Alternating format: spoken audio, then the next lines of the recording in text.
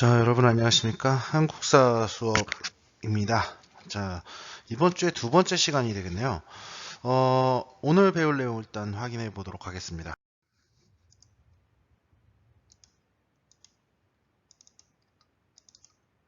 자, 일제강점과 민족운동 전개에서 나라 안에서 전개된 민족운동 파트입니다. 그 중에서도 3.1운동 이후의 민족운동과 그 다음에 실력 양성운동의 전개를 살펴보도록 하겠습니다. 자, 오늘 배울 내용 먼저 264페이지 보도록 하겠습니다. 자, 3.1운동 이후의 민족운동을 얘기하면서 이 만화가 하나 그림이 있죠. 3.1운동 이후에 그냥 3.1운동이라는 그 사건이 사실 우리나라 민족운동의 큰 전기입니다. 이 이후로 아주 민족운동이 다양한 방향으로 활발하게 발생하게 되거든요. 그러다 보니까 만주에서 무장 독립투쟁도 활발해지고요. 임시정부도 수립되고, 그리고 국내선 실력양성운동, 그리고 농민과 노동자도 소작쟁이와 노동쟁이 이제 각성하게 되고, 학생들도 항일투쟁을 하게 되는 다양한 양상으로 나타나게 된다, 이 얘기를 하고 있는 거예요.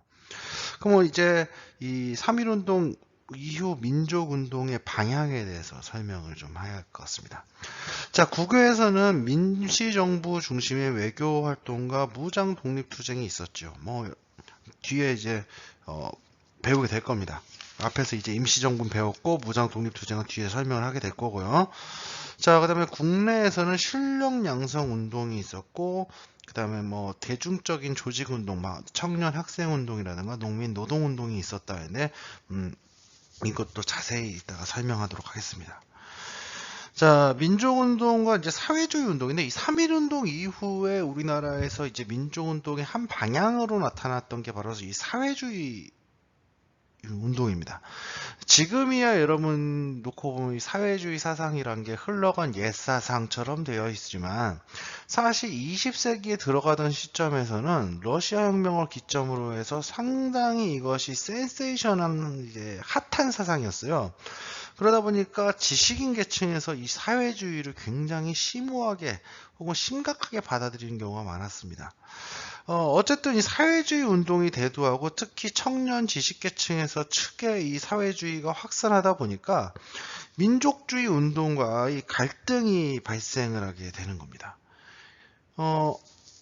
사회주의 운동과 민족주의 운동이 왜 그러면 갈등이 발생하느냐? 결정적으로 목표나 방향 이런 것들이 큰 차이가 있었다는 겁니다. 근데 이것이 우리나라 입장에서는, 우리나라는 기본적으로 지금 무슨 독립된 국가가 아니어서 이 독립된 국가가 어떤 방향으로 국가를 이끌어 나갈까를 이야기하는 게 아니라 우선 뭐부터 해야 한다, 독립부터 해야 하는 상황이었기 때문에 이 방향성이 다르다는 것은 독립운동 방향, 민족운동의 방향에 대해서 갈등하고 서로 다른 노선을 가게 만들어서 민족운동을 분열시키는 좀 안 좋은 효과를 가져오게 됩니다. 그리고 이거를 좀 극복해보고자 나타났던 게 이제 민족유일당 운동인데 이따가 배울 거고요. 이거는 이제 이렇게 생각하시면 됩니다. 야, 노선도 중요하지만 그건 일단 독립하고 봐야지 않겠냐. 일단 독립을 위해서는 일단 힘을 합쳐야 한다. 뭐 이런 논리라고 보시면 되겠습니다. 이를 통해서 이제 항일 투쟁의 역량을 강화해서 우리는 먼저 독립부터 해보자, 이런 것입니다. 자, 그러면 왜 그러면 민족주의 운동과 사회주의 운동은 어떤 노선 차이가 있느냐 하면 먼저 얘기를 합니다. 독립 목표입니다. 민족의 독립을 민족주의 운동에서는 가장 기본이죠. 근데 사회주의 운동은 일본 제국주의를 타도하고 지주와 자본가 계급을 타도함으로써 평등한 사회를 만드는 것이 우선이라고 생각을 해요. 갈등이 있을 수밖에 없죠. 그리고 방향성에서도 민족주의는 실력을 양성해가지고 우리가 일본에 필적할 만한 실력을 갖추거나 혹은 일본으로부터 독립할 만한 역량을 갖추면 독립이 된다고 봤어요.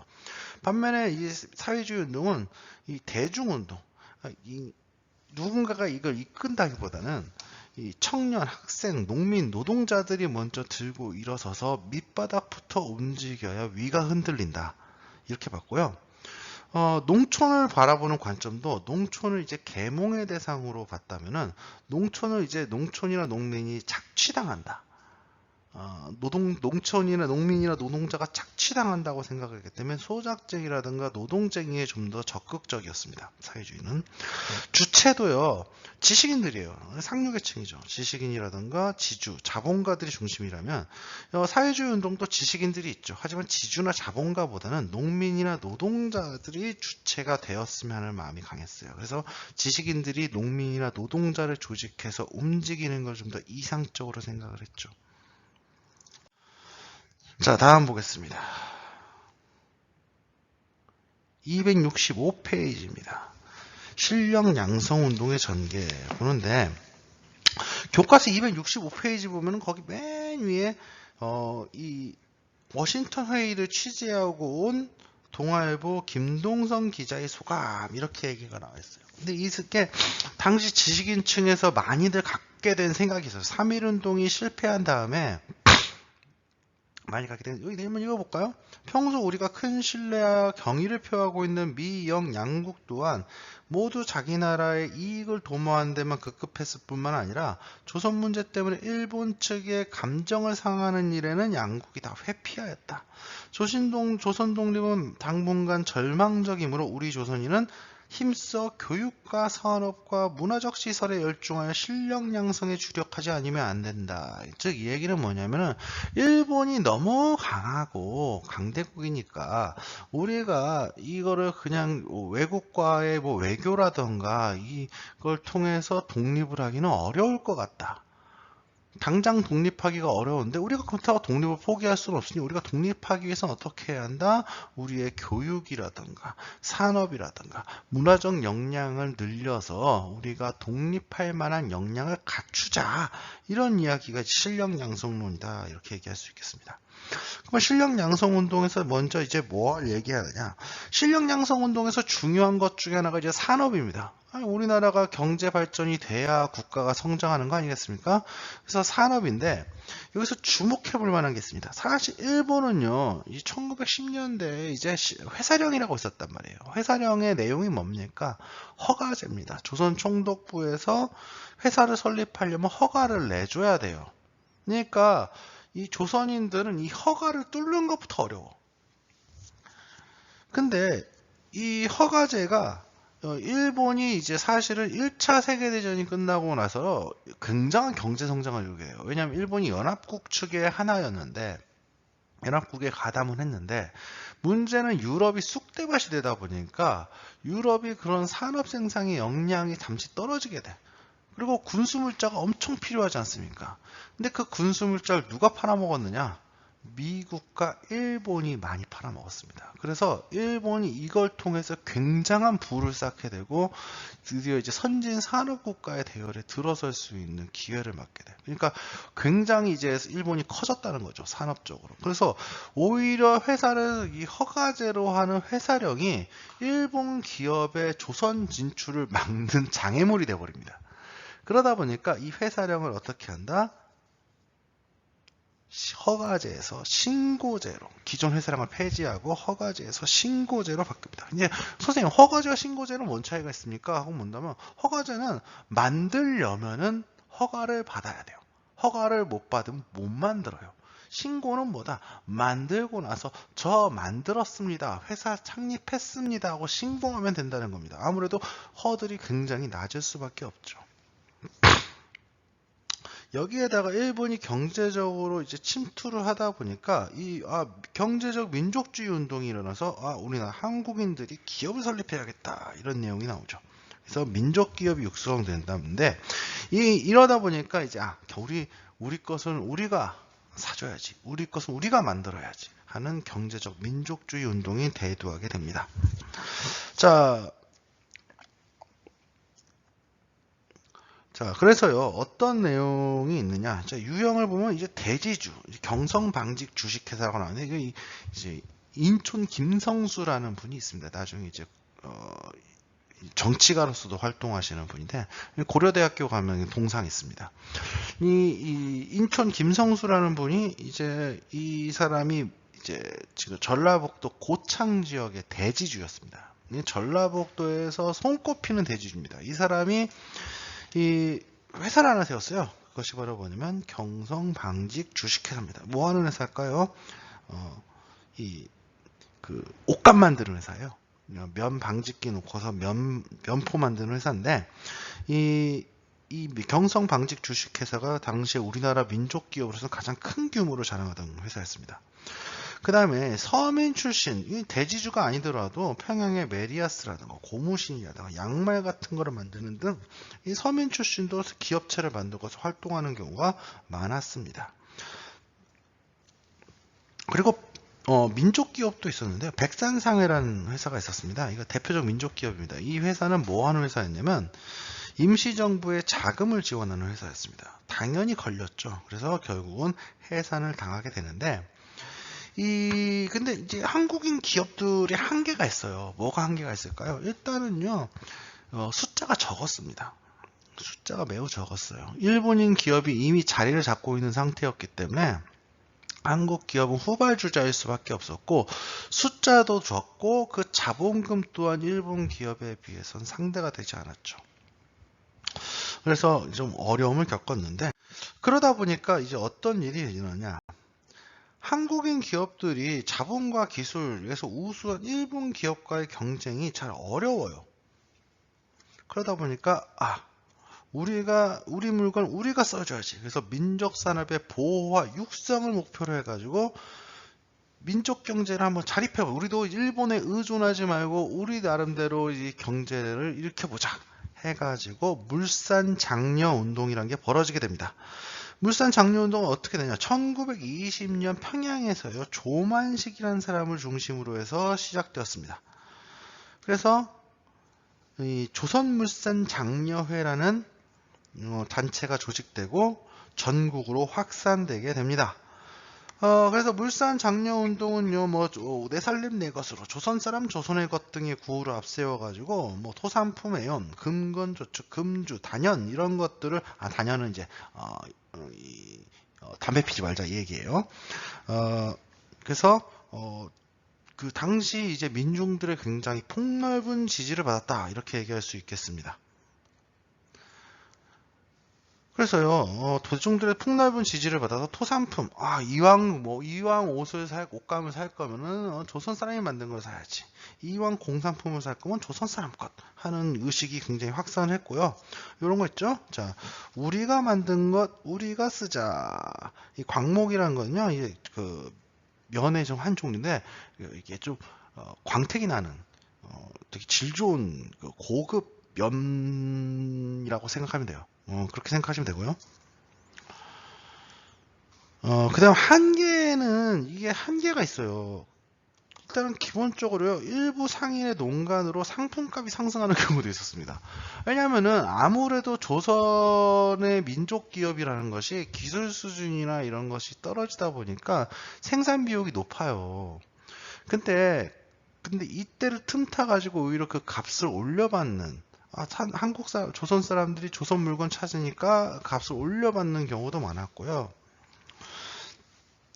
또 이거죠. 사회주의자들이 비판을 합니다. 사회주의자들은 뭐라고 비판을 했냐면 이 운동이 자본가 상인의 이익만 추구하는 운동이다 이겁니다. 그러니까 즉 이 얘기는 뭐냐면 민중들 좋으라고 백성들 좋으라고 하는 운동이 아니라 회사 설립한 사람들만 좋으라고, 그 물건 팔아먹는 상인들만 좋으라고 하는 운동이다.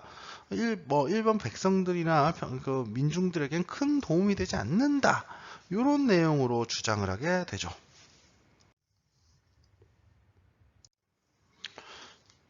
자, 이제 266페이지 보겠습니다.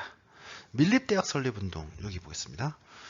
자, 밀립대학 이 밀립대학 설립운동이 있기 전까지요, 한반도에는 대학이 없었습니다. 근데 여러분들 이제 흔히 이제 고등교육 이렇게 얘기를 하는데, 이 고등교육이라는 거는 사실 우리 선생님 고등학교 말하는 건가요? 하고 있는데 이게 잘못된 거고요. 이 초, 중, 고등교육으로 나눠져 있어요. 교육은요. 초등교육이야 여러분들이 알고 있는 초등학교 단계의 교육이고요. 중등교육이 있는데 중등교육은 중학교와 고등학교를 통틀어서 말하는 게 중등교육이에요. 그래서요, 선생님 같은 경우에도 중등교사 자격증이 있습니다. 근데 중등교사 자격증이 있다는 건 중학교에서도 가르칠 수 있고 고등학교에서도 가르칠 수 있다는 겁니다. 그럼 고등교육은 우리가 말하는 대학인데, 문제는 한반도에 이 당시까지는 대학이 없었어요. 그럼 왜 일본은 한반도에 대학을 안 만들었느냐? 정확하게 말하면 한국인들이 전문적 지식을 갖고 똑똑해지기를 원치 않았습니다. 일본인들이 한국인들에게 요구하는 수준은요, 간단히 말하면 직업교육과 실업교육의 수준이야. 즉, 이 얘기는 뭐냐면은 간단한 행정사무를 보조하거나 아니면은 공장에서 일본이 만든, 아니면 다른 나라에서 만든 기술을 운용하면서 물건을 만드는 수준의 공장의 기술자 정도 되는 그 정도 수준의 이러한 지식만을 갖기를 원했지, 새로운 지식을 창출하고 고등한 지식을 갖기를 원하는 걸 원치 않았다고요. 그래서 우리나라의 뜻있는 민족운동 지도자들은 우리가 민족 인재를 만들기 위해서는 이런 고등교육이 필요하고 이 고등교육에선 대학 설립이 필요하다, 이런 생각을 갖게 됩니다. 그래서 민족 인재를 양성하고 일제 이런 우민화 교육, 우민화는 어리석은 백성을 만드는 교육입니다. 그래서 어리석은 백성을 만드는 일본의 우민화 교육을 극복해야겠다는 생각을 한 거죠. 그래서 전개는 어떻게 되느냐? 자, 모금운동을 전개합니다. 일단은 대학이라는 게 한두 푼 드는 게 아닙니다. 여러분 알다시피 대학에 엄청 돈이 많이 들죠. 그래서 한민족 1천만이 한 사람당 1원씩이라는 그거를 해요. 그 모금운동을 벌입니다. 근데 이 모금운동의 결과는 모금운동이 굉장히 부진했습니다. 왜 그러면 이 밀립대학 설립 기성회라는 단체가 1923년에 만들어지는데, 밀립대학 설립 기성회가 이제 모금운동을 벌였은 1923년에 우리나라에 큰 홍수가 납니다. 그러다 보니까 사실 이제 우리나라 대부분의 사람이 농민이던 상황에서 큰 홍수가 나니까 대단한 안 좋은 흉년이 들죠. 그러다 보니까 많은 사람들의 사실 그런 삶의 여유가 없었어요. 그러다 보니까 1천만이 한 사람씩 1원씩 걷는다는 것이 잘 되지 않았습니다. 그리고 부진했죠. 그리고 이 밀립대학 설립운동 이면에 깔린 그 민족인재 양성이라든가 이런 것들을 당시 일제는 그렇게 좋아하지 않았다고요. 그래서 일제가 이를 탄압을 하게 되면서 결국은 실패하게 됩니다. 그래서 일본은 이걸 어떻게 대응하느냐? 그렇다고 한국인들이 이런 고등교육에 대한 수요가 있는데 이거를 무시할 수만은 없었어요. 그래서 어떻게 하느냐? 경성제국대학을 설립합니다. 근데 경성제국대학을 일본이 다 해줬네요, 이렇게 생각했는데, 이 이면에는 여러 가지 이유가 있었어요. 첫째는 뭐냐면 일본 사람들이 조선으로 많이 건너왔어요. 조선으로 많이 건너와서 살고 있었기 때문에 이 일본인들이 가야 할 만한 그런 대학이 필요했습니다. 일본인들이 갈 만한 대학이 필요했고요. 또 조선인들도 이 대학에 받아들임으로써 이 조선인들 중에서도 이러한 친일한 관리를 양성하는 목표에, 그러니까 친일 엘리트를 양성하겠다는 생각을 가지고 있었던 거죠. 선생님, 근데 이게 일본 같은 경우는 우리나라랑 조금 이 대학에 그게 좀 달라요. 근데 일본은 이 제국대학 체제라는 게 먼저 있었어요. 근데 이 경성제국대학을 비롯한 제국대학은 일본에서 고등관리를 양성하기 위한 그런 목적으로 설립된 대학들입니다. 반면에 이제 일본에도 사립대학들이 있는데, 이 사립대학들은 이 설립자가 다양한 목적을 가지고 만든 사립대학이 많죠. 대표적인 게 와세대라든가 게이오 같은 대학이죠. 근데 일본 같은 경우는 이런 국립대학이 오히려 다른 그 사립대학에 비해서 훨씬 우월한 위치를 가지고 있습니다. 그래서 이 경성제국대학을 설립했던 그것도 있죠. 자, 다음 보겠습니다.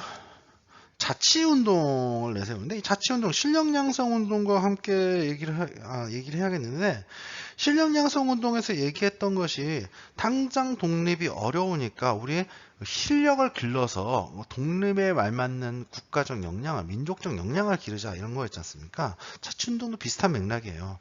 방향은 뭐냐면, 일단 일제 식민 지배가 벗어나기가 어렵다는 거죠. 당장은 벗어나기 어려우니까 일제와의 타협을 통해서 일단 자치권부터 획득을 해보자. 우리 스스로 다스리는 경험을 해보자. 우리 스스로 한반도를 운영해보는 경험을 한번 해보자. 이겁니다. 중심 인물로는 뭐 이광수라든가 최린이라든가 김성수, 아까 그 경성 그 방직 주식회사 만들었던 그 분입니다. 이분도 이제 뭐 민족운동가였는데 여러 가지로 이제 평가가 갈리는 분이기도 하죠. 근데 뭐 일제 문화 통치에 기대를 걸면서 이 조선의회 설립을 추진하는 등 한국인의 자치권 참정권, 즉 이것도 자치운동도 되게 여러 가지 방향이 많아요. 한국인들이 직접 한반도를 뭐 이제 다스려보자, 자치해보자, 이런 주장도 있는 반면에 또 어떤 주장도 있냐면 한국인들이 직접 의원을 뽑아가지고 일본 의회에 참여시키자는 주장도 있었어요. 뭐 여러 가지 의견이 있었는데 이건 넘어가고요. 근데 이 한계와 문제점이 있었습니다. 이 자치운동이라는 게 일본이 그럼 우리한테 자치를 시켜주려는 그런 그 목적이라도 있었느냐, 의욕이라도 있었냐면 전혀 아니었어야 되었거든요. 그래서 오히려 민족운동의 분열만 초래했고요. 그러니까 김 뺐다는 거죠. 김을 빼는 거야. 힘을 빼놓는 거죠. 일치 단결해서 덤벼들어도 지금 독립이 될까 말까인데 사회주의 있어요, 민족주의 있어요, 또 여기에 자치운동까지. 그러니까 민족운동의 분열만 초래하고 힘을 빼놓는 결과를 가져왔고요. 그리고 오히려 일본은 이걸 이용해 가지고 민족운동의 그러한 뭉치는 거를 막았습니다. 마치 자치를 시켜줄 것 같은 액션을 하면서 실제로 하지 않았어요. 다음 보겠습니다. 자, 농촌 계몽운동입니다. 농촌 계몽운동인데 1920년대 말부터 민족주의 진영에서는 이 농민들의 생활을 향상시켜야 한다는 생각을 갖게 됩니다. 왜 그러냐면 우리나라 대부분의 사람들이 농민이었다고요. 그래서 농촌의 자립 능력을 향상시키고 이므로써 이제 국가 역량도 늘릴 수 있다, 이렇게 봤던 거예요. 왜냐하면 대부분이 농민이니까. 그럼 어떤 활동을 벌였느냐? 일단 조선일보가 여기에 적극적으로 나섰습니다. 조선일보는요, 이 한글 원본이라고 하는 이 문자 보급 운동 교재를 만들고 문자 보급 운동, 이제 문맹 퇴치 운동을 벌였다는 거죠. 그리고 유명한 게 바로 이제 동아일보인데 동아일보는 분화로드 운동을 벌였습니다. 이 분화로드 운동이라는 거는 분화로드는 러시아 말로 민중 속으로 이런 뜻입니다. 한마디로 그 당시에 학생이라 하면요. 그러니까 그 당시에 학생이라 하면 그 당시에 이제 소학교 다니는 학생, 요즘은 초등학교 나온 사람도 많지 않던 시대입니다. 근데 여기서 이 중등 단계, 요즘 말로 고등학교 정도만 나와도 그 당시에는 상당한 엘리트였다고요. 이런 사람들로 하여금 여름방학 때 농촌에 내려가서 뭘 하자? 이 민중 계몽운동, 농촌 계몽운동을 벌이자. 농민들한테 글도 알려주고 위생개선 운동하고 이러자는 겁니다. 그래서 이게 큰 그 허용을 받았는데 그걸 다루고 있는 대표적인 소설이 그 시문이라는 사람이 썼던 상록수라는 책이 있습니다. 여기 농촌 계몽운동하는 얘기 나오거든요. 자, 그치만 이런 운동도 결국은 뭐다? 일제가 허용하는 범위 안에서 문맹퇴치나 생활개선 정도였지 이걸 통해서 항일운동으로 이어지거나 그러지는 않았습니다. 자, 그러면 267페이지 보도록 하겠습니다. 실력양성운동의 의의와 한계 보도록 하겠습니다. 자, 실력양성운동이 가지고 있는 방향은 뭐 극명합니다.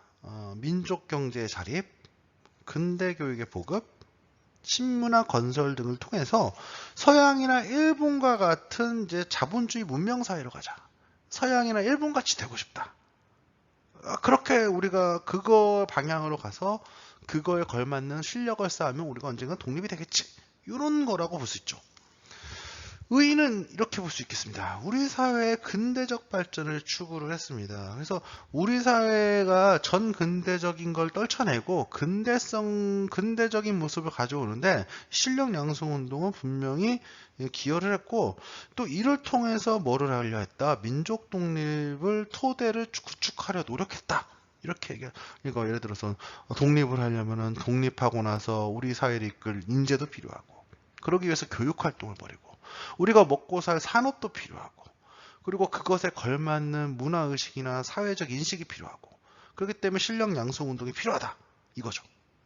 근데 실력 양성 운동은 한계점이 있었다는 거죠. 그럼 과연 일제는 우리가 그러만한 실력을 갖추고 독립시켜 주려 할까요? 아니, 우리가 그런 실력을 쌓게끔 할까요? 결국 이 실력 양성 운동이란 건 일제가 허용하는 범위 안에서만 전개가 될 수밖에 없었다는 겁니다.